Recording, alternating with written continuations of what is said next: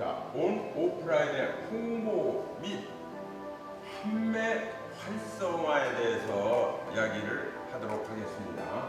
자, 소비자의 구매 행동, 구매 단계가 있는데 그 구매 단계가 예전의 구매 그 과정하고 오늘날의 구매 과정이 약간 변화가 일어나고 있다는 겁니다. 즉 인터넷이 우리 일상생활에 깊숙이 침투함에 따라서 소비자들도 구매하는 행동의 단계가 변화를 하고 있다는 겁니다.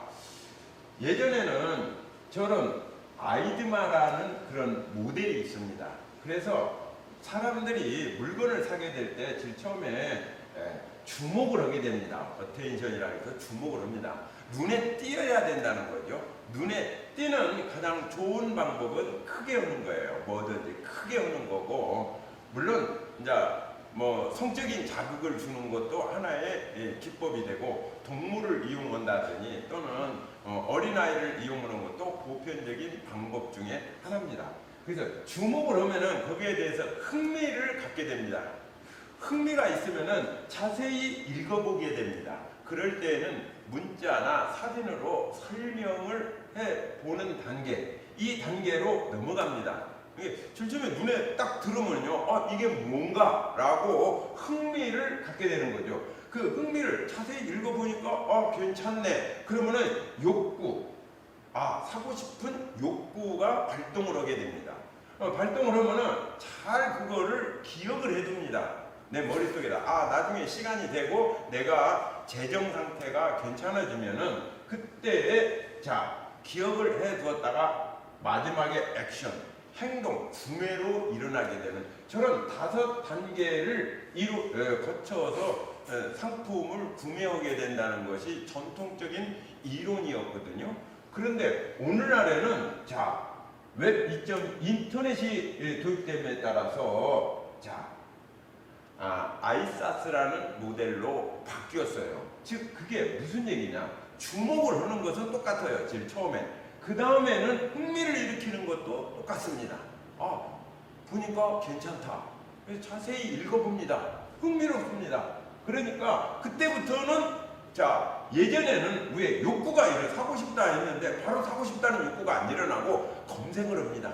인터넷에 이게 뭔가? 라고 검색을 하기 시작한다는 거죠. 검색해서 바로 행동이 그 다음 검색해서 가격 비교도 하고 그거에 대한 후기도 보고 설명도 다 봅니다. 그러고 난 다음에 설명도 다 보고 난 다음에 행동이 이루어집니다.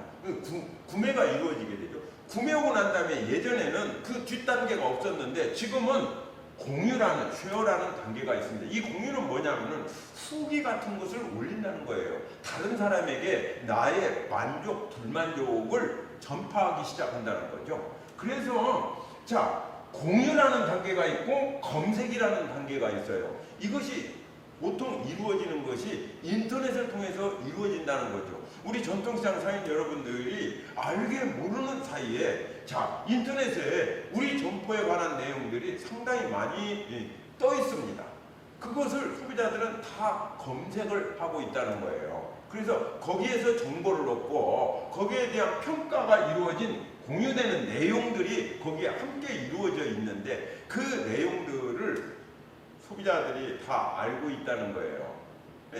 단지 우리 전통시장에 있는 점주들, 상인 여러분들만 아는 사람만 알고 모르는 사람은 대부분 잘 모르고 있다는 거죠. 우리 점포가 인터넷에 떠 있다고? 그거 자체를 검색을 해보면 금방 알 수 있는데 그걸 모르고 있다는 거죠. 지금 소비자들의 구매 행동이 이렇게 바뀌고 있다는 것을 인터넷상으로 옮겨가고 있다는 것을 좀 인식해야 될 필요가 있다는 것입니다. 이걸 알고 홍보를 하고 판매를 하는 그런 전략을 세워야 전통시장이 활성화될 수 있다는 겁니다. 그러면 각종 SNS의 복합적인 홍보 전략 발전. SNS를 지금 프로그램을 이용해야 되는데 그거 뭔 소리야 SNS 이렇게 되면 곤란하죠. 지금 모른다면은 지금이라도 배워야 됩니다. 그리고 그거를 학습하는 자세가 필요합니다. 그래서 상인교육이라든지 또는 워크샵이라든지 이런 것을 통해 가지고 전통시장에서도 자주 이거에 관한 내용을 공부를 하고 실제로 다 핸드폰을 가지고 있잖아요.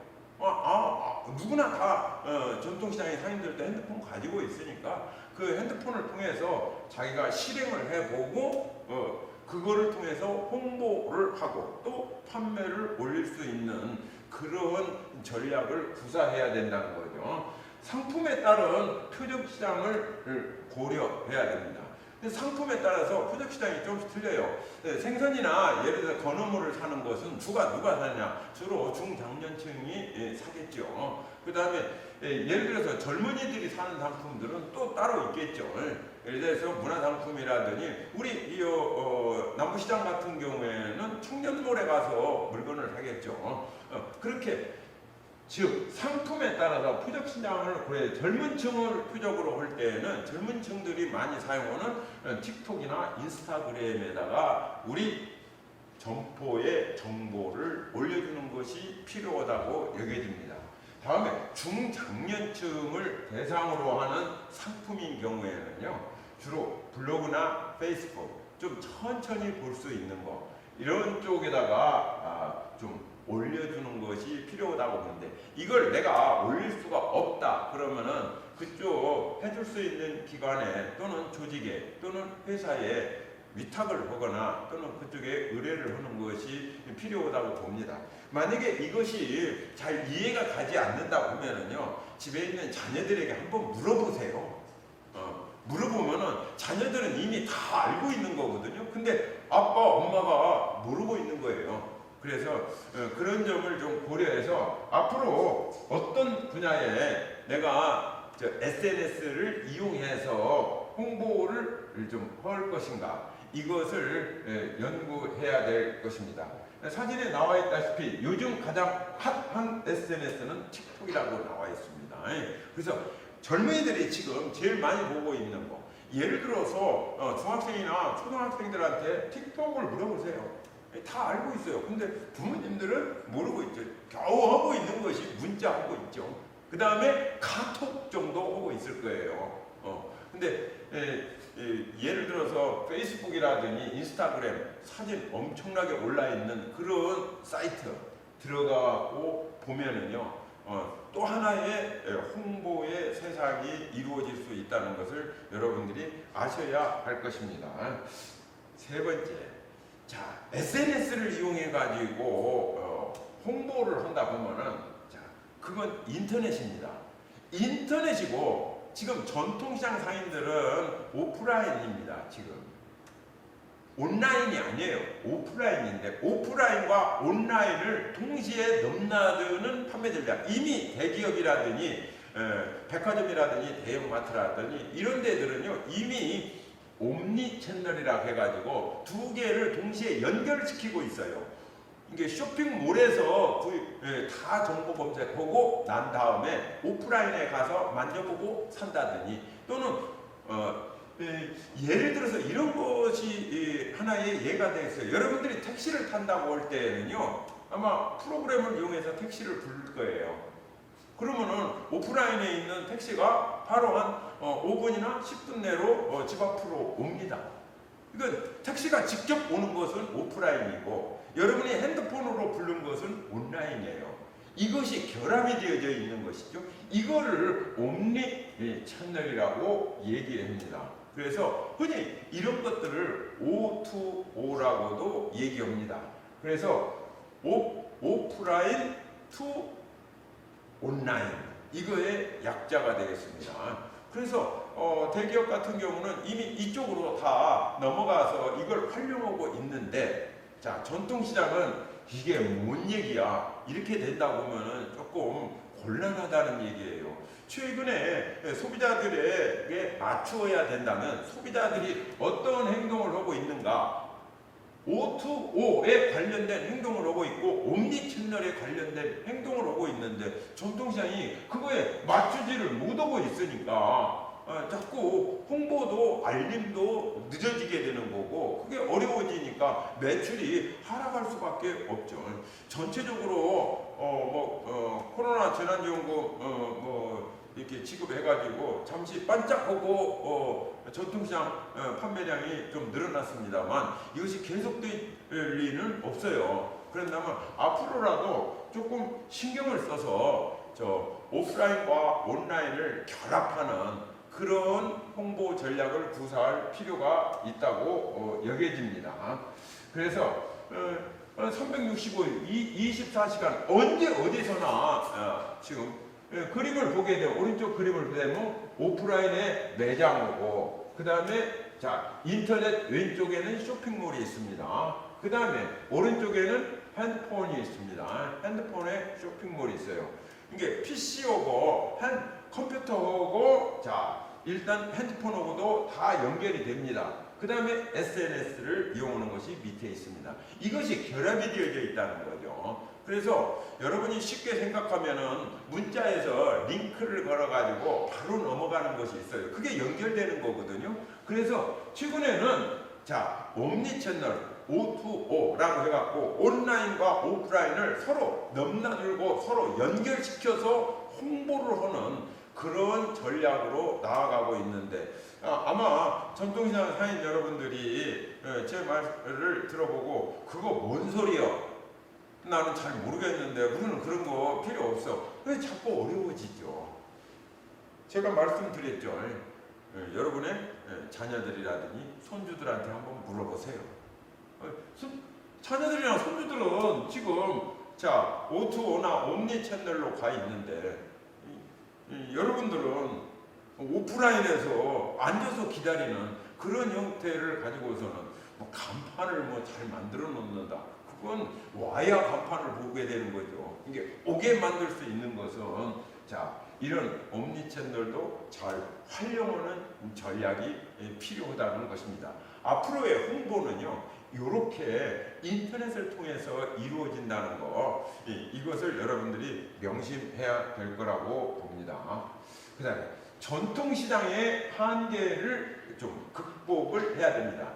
제가 누누이 얘기를 했습니다. 오프라인 홍보 수단은 이게 간판이나 행사를 한다더니 세일을 한다더니 이런 것들은 상인회나 점주 차원에서 얼마든지 전개할 수 있습니다. 써서 붙인다더니 여러분이 세일한다고 하면 어떻게 알립니까? 점포에다가 앞에 유리창에다가 써서 붙입니까? 세일이라고? 그건 과거의 방식이잖아요. 근데 요즘에는 그거 안 써붙여도 돼요. 그냥 간단하게 조그만하게 써서 붙이고 온라인으로 전부 홍보를 하고 있죠. 그러나 온라인 홍보 수단의 수행에 전통시장 상인들이 좀 어려움이 있을 수 있어요. 그 어려움을 극복할 수 있는 것은 비용이 들어가는 거예요. 광고에는 다 비용이 들어가게 되어 있어요. 그러면 비용 대비해서 매출액을 올려서 이익이 난다고 하면은 수행을 하는 거죠. 그래서 전문 조직에게 SNS 홍보를 위탁 운영하되 실효성을 높이기 위해서는 컨텐츠를 전통시장이나 점주가 제공을 해줘야 됩니다. 뭘 팔고 있는지, 얼마를 할인하고 있는지 그 내용은 점주가 그 조직에게 알려주고, 그래서 위탁업체의 컨설팅 어떻게 하는 것이 좋은 방법인가, 이 위탁업체들은 대충 알고 있거든요. 왜 그러냐면 SNS에 아주 익숙한 사람들이에요. 그 사람들에게 좀 컨설팅해서 이런 면이 효과가 좋습니다 라고 컨설팅을 받아서 같이 어차피 매겼으니까 무료로 좀 물어보고 그러면 됩니다. 그렇게 해서 그 한계를 극복하는 그런 홍보 전략을 펼쳐야 될 것이라고 봅니다. 향후 비대면 시대입니다. 지금 이게 장기간 계속되리라고 이미 여러 언론 매체에서도 얘기하고 있죠. 의학계에서도 그렇게 얘기해요. 쉽게 이게 사그라들지는 않을 거예요. 그렇다면은 향후 비대면 시대에 있어서는 행정에서 전통시장이 온라인 홍보를 전개할 수 있도록 지원해 줘야 될 겁니다. 아마 정부의 중소기업청이나 소상공인 시장진흥공단에서도 향후 전통시장의 홍보 방안은 SNS 쪽으로 옮겨가게 될 거예요. 그런 쪽을 지원해 주겠다는 겁니다. 그러면 SNS를 수용할 수 있는 전통시장의 상인회나 점주가 돼야 됩니다. 근데 그거를 이쪽에서 받아들이지를 못하게 되면은요, 아무 그 교육을 시키고 뭘 해도 받아주지를 않는다면 소용이 없어요. 그래서 예전에 뭐 간단한 그 SNS 교육 같은 것은 소상공인 시장진흥공단에서 실시를 했어요. 그런데 너무 이 점주들이나 이런 상인들이 관심이 없어요. 그리고 잘 모르겠다. 그냥 나는 그거 없이 지내겠어. 뭐 그냥 사업할래. 이렇게 되어가지고는 자꾸 축소되고 매출이 저하되는 그런 현상을 막을 길이 없다고 봅니다. 뭐 시설 현대화 아무리 해도 현대화된 시장 점포 따라갈 수 없어요. 마케팅 기법으로도 부족하고. 그렇다면 홍보하는 데 있어서도 자 온라인은 나는 문 닫아놓고 있어. 이렇게 해가지고 어떻게 매출이 오르기를 기대하겠습니까? 한번 전통시장에서는 이게 잘 맞지 않는다 치더라도 왜 맞지 않느냐, 점주나 상인회나 상인회에서 잘 모르고 있기 때문에 거부하는 거예요.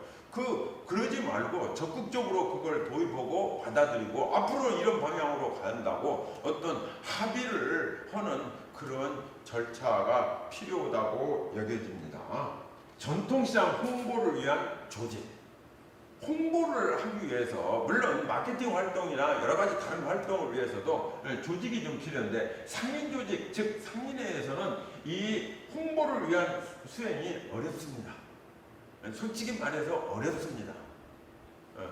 상인 회장님은 상인들의 대표일 뿐이지 대표를 해서 대변을 하고 있을 뿐입니다. 그리고 뭐 어떤 홍보를 하라, 뭐 하면 수단 이런 거에 대해서 뭐 자세히 알고 있는 사람도 아니거든요. 그렇다면 외부 업체에 아웃소싱 하는 것이 가장 바람직해요.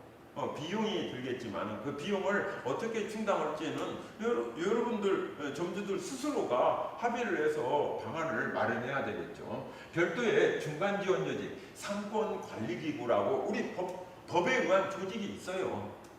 이 상권관리기구는 상권 활성화 구역으로 지정이 되면은 의무적으로 설치하게 되어 있어요. 우리 전라북도에는 군산에 설치되어 있습니다. 그래서 군산의 소상공인 전통시장의 지원 전략이 비교적 최근에 활발하게 이루어지고 있습니다. 전문가들이 이런 조직에서 상권관리기구라는 조직에서 적극적으로 펼치고 있기 때문에 그렇습니다. 예산 확보가 관건이기는 해요. 어떻게 예산? 그래서 처음에는 운영을 하기 위해서 시에서 행정에서 보조를 하고 있죠. 보조를 해서 이루어지고 상인들이 매출이 오르고 만족을 하게 된다면 그에 대한 행정의 효과는 충분하다고 봅니다. 그래서 이미 그런 중간 관리 조직이라고 그러는데 중간 관리 조직은 중간 이 행정하고 전통시장하고 사이에서 행정 일을 하는 그런 조직이 중간 관리 조직입니다. 그래서 그 중간 관리 조직에서 중기청에서 실시하고 있는 상권 르네상스 사업도 추진이 가능합니다. 신청해서. 그런데 이거를 지금 일부 상인회만 구성되어 있는 데에서는 이거 신청하기 어려워요. 서류가 여간 복잡한 것이 아니거든요. 전문적으로 해야 되는데 상인회에서 이걸 할 수 있느냐? 굉장히 어렵습니다. 그 다음에 정부와 행정의 지원 받는 것도 가능해집니다.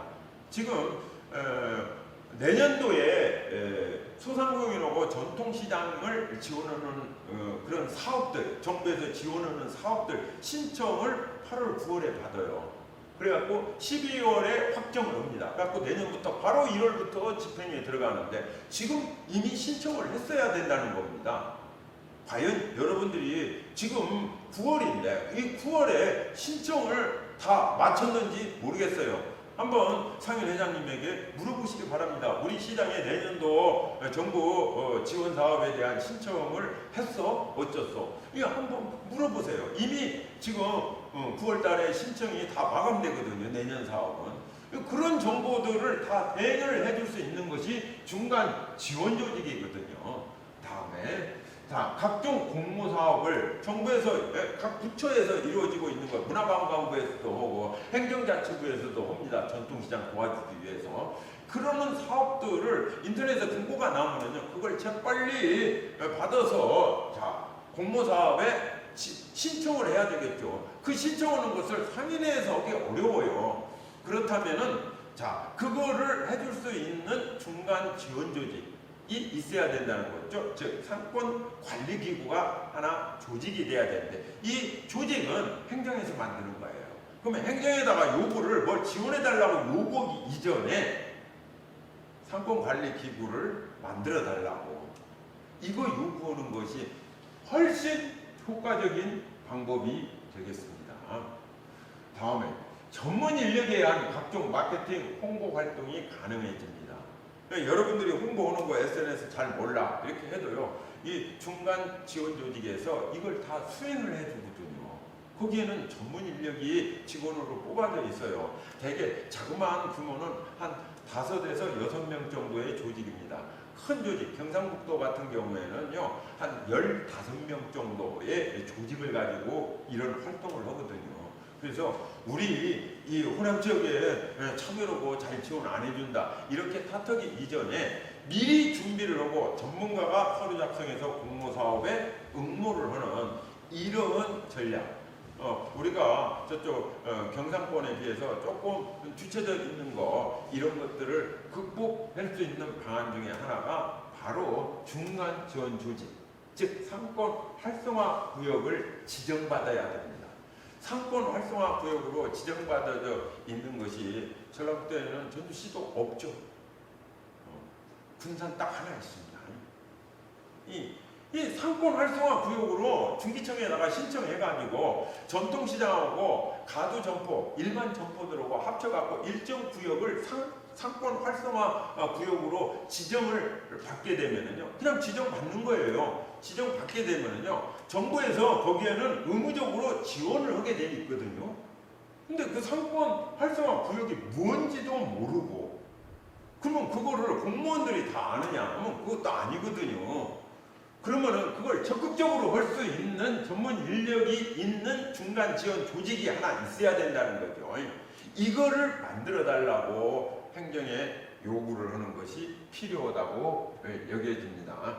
자, 전체적인 내용을 보게 되면은, 자, 온라인 홍보 및 판매 활성화를 위해서는 소비자들의 행동의 변화가 일어나고 있다. 구매하는 단계에서 검색 기능하고 마지막에 사용을 하고 난 다음에 후기를 올리는 공유의 그런 단계가 일어나고 있는 인터넷 시대에 맞게끔 홍보를 해야 된다고 말씀을 드렸고요. 다음엔 각종 SNS를 프로그램을 이용해서 온라인 홍보 전략을 펼쳐야 되는데, 젊은 층이나 중장년층을 대상으로 각각 분리해서 우리 점포의 고객이 어떤 사람들인가를 고려해서 프로그램에다가 우리 점포의 홍보 내용을 올리는 것이 필요하다고 얘기를 했습니다. 다음에 온라인과 오프라인을 동시에 넘나드는 홍보 전략. 이벤트는요, 그 다음에 간판은 이건 오프라인이에요. 이건 자, 온라인으로 이렇게 회원들에게 또는 구독자에게 그냥 일시에 홍보를 할 수 있음에도 불구하고 겨우 뭐 프랑카드를 붙인다더니 또는 포스터를 해서 붙이는 이런 전 근대적인 수단 가지고는요, 요즘 시대에는 잘 맞지 않죠. 그래서 온라인과 오프라인을 동시에 넘나드는 홍보 전략, 그 다음에 전통시장의 한계를 극복하기 위해서는 그걸 왜 전통시장이 못하냐고 전통시장을 나무랄 수가 없어요. 자, 전통시장 모르는 건 모르는 거거든요. 그거 해야 된다고만 인식만 하면 돼요. 그러면 그걸 누가 할 것이냐 이거죠.